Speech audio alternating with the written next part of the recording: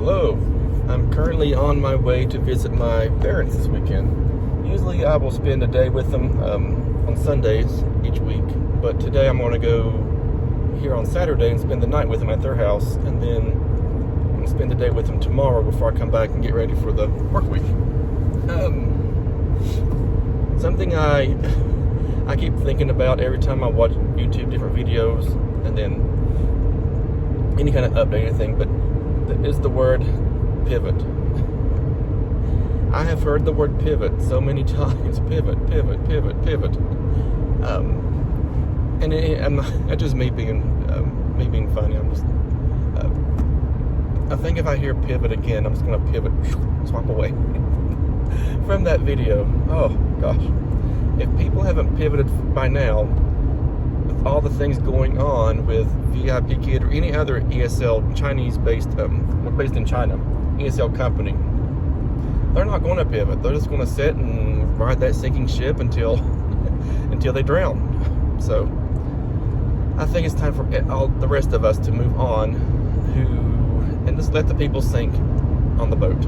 I guess that's kind of a weird analogy to make, but yeah, I think I classify that as one of those overused words during this time. It's in every different places in time, you always have those words that get overused. I think during like the major part of the pandemic, virtual learning, there were some words that rigor and unprecedented times and yada yada yada. Those became overused words, but with the ESL companies based in China, currently the word pivot is being over. I think we should add that to the list of overly used words.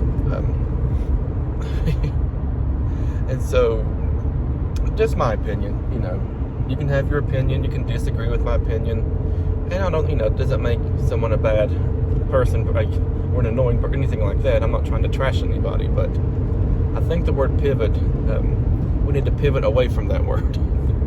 I think it's been overused now by a lot of people. It's time to pivot. If you haven't found another company, it's time to pivot.